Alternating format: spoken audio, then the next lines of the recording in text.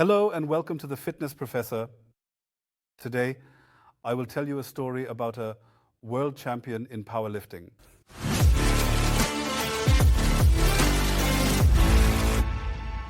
Yes, and those who know me know that I don't just tell any story. I'm not a storyteller, but I always have a study that I want to report on. In this case, a very nice case study by a well-known researcher in the field of muscle, hypertrophy, and especially nutrition. I was very pleased that Luc van Loon's research group from Maastricht published this. And what they did is this case report about a woman who actually became a world champion in powerlifting at the age of 71. Yes, they looked at what her life had been like up to that point, and lo and behold, this woman only started doing sports at the age of 43. Back then, she started running and continued with it for a few years, around 20 years, so quite a long time.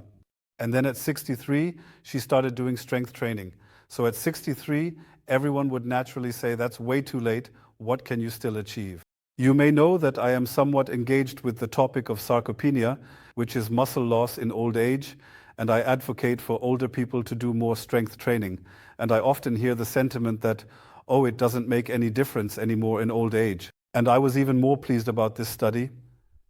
The lady only started at 63, had no experience in strength training, and has been training continuously since then.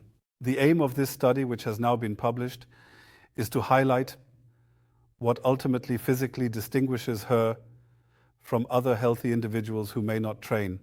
And you can see that here, so I don't want to overwhelm you with this table. Again, for those who want to take a look, feel free to pause and zoom in, but perhaps the most important results.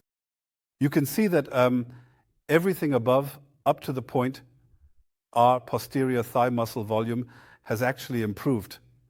So these are all the muscle measurements. It was found that in contrast to the 36 comparisons that were measured, which on average were not 71, but rather 56 years old, she has much more muscle mass in all measured structures.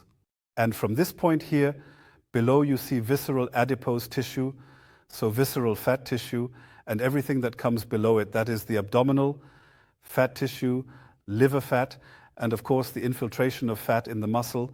Those are the lower values, and they have all decreased. So in comparison to the reference group of normal women, it is significantly lower. These are, of course, great results that were somewhat to be expected.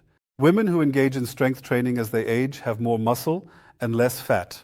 This is already a very important outcome. Then another table that focuses slightly more on performance.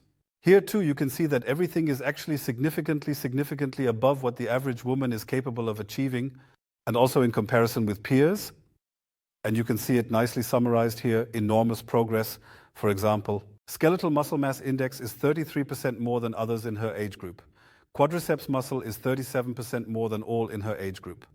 Type 2 muscle fibers. And I find it very important in old age that we do not lose these fast muscle fibers, as they help us cope better in everyday life and during sports. 46, and in some cases 51% better, strength in the RM leg press, hand grip strength, over 30%, and a significant increase here in muscle during maximum voluntary contraction, which refers to the targeted maximum strength measurement. So everything points to the fact that strength training is really beneficial in old age. Here is an extreme example. The conclusion, the takeaway could be, it is simply never too late to start strength training. No matter what goals you have, no matter what you still want to achieve, it is possible. And compared to other women her age, for example, she will likely be much healthier physically as well.